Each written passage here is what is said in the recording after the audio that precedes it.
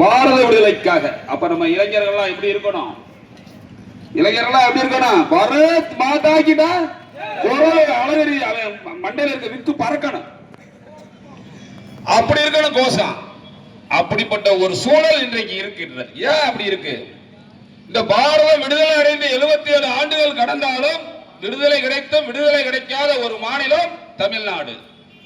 ஆனால் தமிழ்நாடு என்பது எப்படி? தமிழர் என்பது யார்? உலக மனிதர்களுக்கெல்லாம் தோன்றிய மனிதர்கள் புனிதமான மனிதர், முதல் மனிதன் தமிழன். மொழிகளுக்கெல்லாம் முதல் மொழி தமிழ். மொழிகளுக்கு சங்கம் அழைத்தது தமிழ். தமிழ் சங்கம் மதுரை. இப்படி எல்லாத்துக்கும் உயர்ந்த இடத்தில் இருக்கின்ற ஒரு தமிழன் கடவுளை வணங்குவன், காட்டு மிராண்டி, சாமியை கும்பிடுவன், முட்டாள், அயோக்கியன் என்ற திருடலுக்கு ஓட்டு போட்டுக் கொண்டிருக்கின்றான்.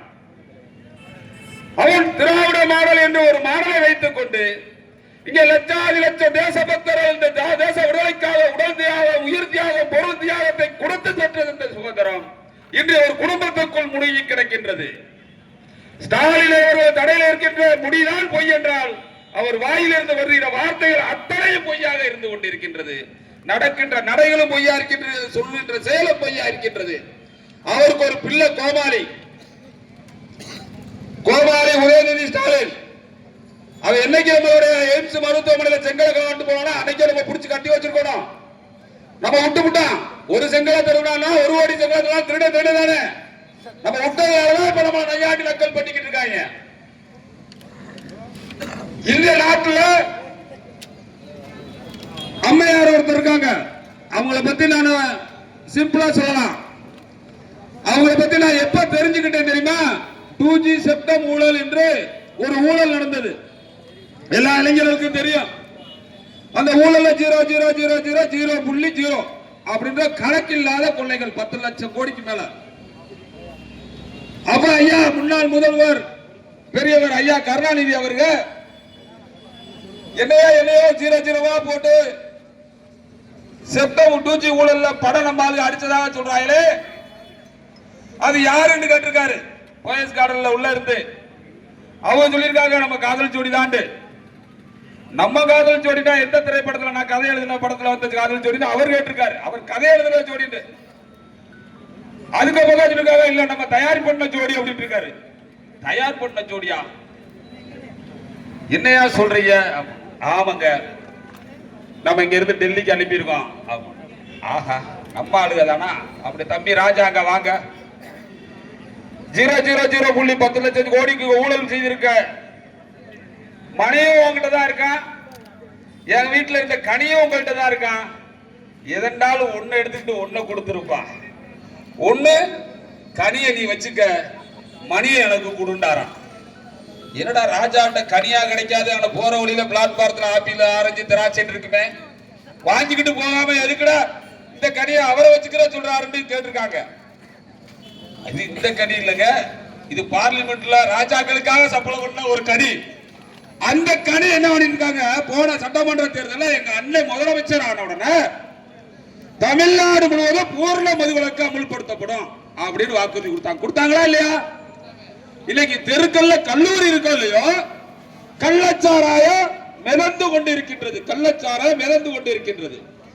இந்த பாரத விடுதலைக்காக போராடிய தேசபக்தர்களின் குழந்தை செல்வங்கள் படிப்பு செலவுக்கு காசு கொடுக்க இந்த அரசாங்கத்திட நிதி இல்ல. ஆனால் கள்ளச்சாராயத்தை குடித்து இறந்த மக்களுக்கு 10 லட்சம் நிதி கொடுக்கிறான். இந்த பாரத ஒற்றுமைக்காக போராடிய தேசபக்தருடைய குழந்தைகளுக்கு மருத்துவ செலவுக்கு நிதி இல்ல. ஆனால் இந்த தேசத்தை துண்டாடி ஜாதி கலவரத்தில் துடித்துக் கொண்டிருக்கின்றவனுக்கு 10 லட்சம் நிதி கொடுக்கிறான். இந்த நாடு தேசிய நீரோட்டத்திலிருந்து தமிழ் நீரோட்டத்திலிருந்து பிரிந்து சென்று கொண்டிருக்கின்றது. ஆனால் கூட்டணிக்கு இருக்கின்ற 7 தலைவர்களுடைய வரலாறு 2 நிமிஷத்துல சொல்லிட்டு நான் விட வருகிறேன். நிறைய தலைவர்கள் பேச இருக்காங்க. தொல்லைவாண்டு ஒருத்தர் உருவாயிருக்காரு தமிழ்நாட்டில். ஓசிக்காண்டு ஒரு கட்சியை தொடங்கி அந்த தொல்லைவாண்டால இருக்கின்ற இந்த சமூகத்தில் இருக்கின்ற 5564 ஜாதி இருக்காங்க. அத்தனை பேரும் துயரத்தை சந்தித்துக் கொண்டிருக்கின்றார்கள். கேட்டா என்ன சரக்கு இருக்கின்ற, மெடுக்கு இருக்கின்ற, வந்து பாருன்றான். வேற வழியே இல்ல. சரிக்கு சரி மோத முடியுமா? மோதவே முடியாது. நம்மளுடைய தன்மைகள் வேற, அவங்களுடைய தன்மைகள் வேற. சரி, ஏதோ ஒரு பிரச்சனை காவல் நிலையத்துக்கு போனா காலையில பார்த்தா ஒரு கம்மா ஓரத்துல எருமை மேய்ச்சிக்கிட்டு இருக்கான். சாயங்காலம் பேத்தா ஒரு கருப்பு பெட்டி வெள்ளை சட்டை போட்டு மீசை முறுக்கி விட்டு வக்கீல் மாதிரி நிக்கிறா போலீஸ் ஸ்டேஷன்ல. ஏன்னா நீங்க அங்க காலையில எங்கேயோ பார்த்த மாதிரி இருக்கு, இங்க வைக்கலா இருக்காருன்னு கூப்பிட்டு ஒரு பெட்டிஷன் எழுதி, அண்ணே எனக்கு அதெல்லாம் தெரியாதுண்ணே, இங்க ஒரு பிசிஆர் கம்ப்ளைண்ட் அதை பத்தி உள்ள வந்தோம்னே. அங்க போனா ஏட்டா கை நடுக்குது, கிடுக்கிடுக்கிடுக்கிடுக்கிடுது. என்னையா ஏட்டையா கையெல்லாம் நடுக்குது?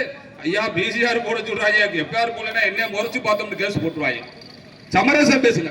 சமரசம் பேச போனா என்ன சொல்றா, எஃப்ஐஆர் பிசிஆர்ல போட்டா 60,000 ரூபாய், 1 லட்சம் கொடு டீல், கேஸ வாபஸ் வாங்கிடுறான். இன்னைக்கு காவல் நிலையம் எங்க இருக்கு? ஓசிகாவின் கட்ட பஞ்சாயத்துடைய மையமாக திகழ்ந்து கொண்டிருக்கின்றது. இன்னொரு சைடு நான் அண்ணன் சூர்யா எங்களுக்கெல்லாம் ஒரு சென்னையில் ஒரு மீட்டிங், திருச்சியை நோக்கி அதிகாலை நடந்து போயிட்டு இருந்தேன், கார்ல போயிட்டு இருக்கேன். எதுக்கு ஒரு 50 பேருக்கு பெரிய கருப்பு துண்டா போட்டு தலையில உருமா கட்டி நடந்து வரேன்.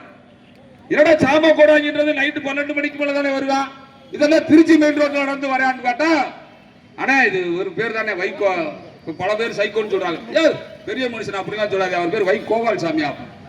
எதுக்கு அப்படி போறாரு? திருச்சியில இருந்து மதுரைக்கு பூர்ண மதுவிலக்கை வலியுறுத்தி நடந்து போறாரு. அட பாவிகளா, மதுவத்தை பேட்டி தயார் பண்ணி என்ற கூட்டணி கட்சி தலைவர் ஐயா ஸ்டாலின் அவர்கள் சென்னையில இருக்காரு. அவருடைய பெரிய கட்சி ஜெகத்ராஜ் சென்னையில இருக்காரு, பீர் பேட்டி வச்சிருக்கு. ஐயா ஸ்டாலினோட இன்னொரு முதல்வி சாராய பேட்டி வச்சிருக்க கனிமொழி சென்னையில இருக்காங்க. ஆர் ராசா சென்னையில இருக்காரு. இங்க வந்து என்ன கிடைக்கும்? ஆத்தா மீனாட்சி ஸ்டெர்லைட் வழக்குல 2 லட்சம் குடும்பத்தோட வேலை வாய்ப்பை நான் தொலைச்சு விட்டு பல பேர் தெருவுக்கு வந்தா, துப்பாக்கி சீட்டுல 100 செத்து போனா, என் பாவத்தை வேணும்னா கழிந்து வேணா மீனாட்சியிட்ட போய் கும்பிட்டு பாவ மன்னிப்பு கிடைக்கும் வைகோவுக்கு. ஆனா நீ இதை விட்டு நீ திருச்சியில இருந்து எங்க வர நடந்து சென்னை மதுரைக்கு பூர்ண மதுவிலக்கு. அப்ப எவ்வளவு ஒரு குருடனாவும் முட்டாளும் தமிழனை நடத்தி கொண்டு இருக்கின்றார்கள் பாரு. இல்ல ஒருத்தருக்கா தகரம் கட்டுப்பிடித்த நாள்ல இருந்து இன்னைக்கு ஏழை தொழிலாளர்கள் ரத்தத்தை உறிந்து கொடுத்து வலது கம்யூனிஸ்ட் இடது கம்யூனிஸ்ட், அவனுக்கு பாராளுமன்றத்தை 9 கம்யூனிஸ்ட் பேர் வச்சிருக்கான். எதுக்குறாரே நல்ல ஒரு ஆற்றல் மிக்க தொண்டர்கள் கட்சி தலைவருக்கு இப்படி பேர் சொல்றீங்கன்னு கேட்டா, ஐயா 9 பார்லிமெண்ட் உறுப்பினர் இருக்காங்கயா, அதனாலதான் 9 கம்யூனிஸ்ட் சொன்னா. அந்த 9வது இடத்துல இருக்கிறதா நம்ம சுருட்டல் வெங்கடேஷ் எம்பி, நம்ம எம்பி மதுரை எம்பின்னா. சரி ஐயா, மதுரை எம்பியோட வரலாறு தெரியுமா? 2 செகண்ட் பாருங்க. இங்க தோழர்கள் உழைப்பாளர்களுக்காக போராடிக்கிறவங்களுக்கு சீட்டு கொடுக்காம இன்னைக்கு எம்பி வெங்கடேஷுக்கும் கம்யூனிஸ்டுக்கும் சம்பந்தமே இல்ல. அவர் கவிஞர் எழுத்தாளர் என்று சொல்லி அவருக்கு ஒரு சீட்டு கொடுக்குறாங்க. அவர் என்ன எழுதுறாரு தெரியுமா? நம்ம பாரத மாதாவும் மீனாட்சியாவும் போட்டி வணங்கக்கூடிய இந்து மதத்தில் இருக்க தாய்மார்களை குளித்து முழுகி மஞ்சள் பூசி பொட்டு வைத்து ஆடைகள் அலங்காரம் செய்து ஆலயத்துக்கு செல்வது நான் இல்லற வாழ்க்கைக்கு தயாராயிட்டு கணவனுக்கு தெரியப்படுத்திருக்கான்னு கவிதை எழுதுறாரு. அதெல்லாம் வெக்கம் இல்ல, அதெல்லாம் வெக்கம் இல்ல.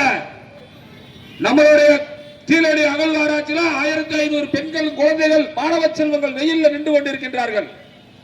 டிவி ஆன் பண்ணி பாக்குறோம், அங்க திரைப்பட நடிகருக்கு ஒரு கைடு உள்ள கூட்டி போயிருக்காருன்றான்.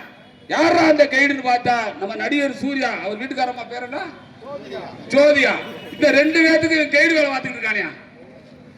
உன்னை இங்க இருந்து ஜாதி கடந்து மொழி கடந்து மதம் கடந்து ஓட்டு போட்டு 30 லட்சம் வாக்காளர்கள் உன்னை எம்பி அனுப்புனது எதுக்கு? மதுரையில ஒரு தொழிற்சாலை இல்லை, ஒரு அரசு கல்லூரி இல்லை, வேலை வாய்ப்பு பெற்ற வாக்காளர்களுக்கு வேலை வாய்ப்பு இல்லை என்று ஒரே ஆட்டு வேண்டும் உன்னை அனுப்பி வைத்தால் நீ வந்து இங்க சூர்யாவுக்கும் ஜோதியாவுக்கு கைடு வேலை பார்க்கிற ஒரு எம்பி. காங்கிரஸ் ஒருத்தர் 10 கட்சி பரதேசி செல்வ பெருந்தக, நேற்று இருந்து விடுதலை சிறுத்தையில் இருந்தார், இன்னைக்கு காங்கிரஸ்ல இருக்கார். நாளைக்கு விஜய் கட்சிக்கு காங்கிரஸ் போயிருச்சுன்னா எந்த கட்சியில இருப்பாரு அவருக்கே தெரியாது.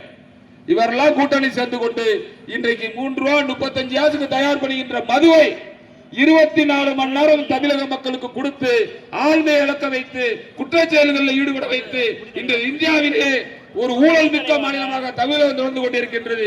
மது சாராயம் கஞ்சா என்று எங்க கேட்டாலும் கிடைக்கக்கூடிய ஒரு மாநிலமாக மைய மாநிலமாக இன்னைக்கு தமிழகம் தொடர்ந்து கொண்டிருக்கின்றது.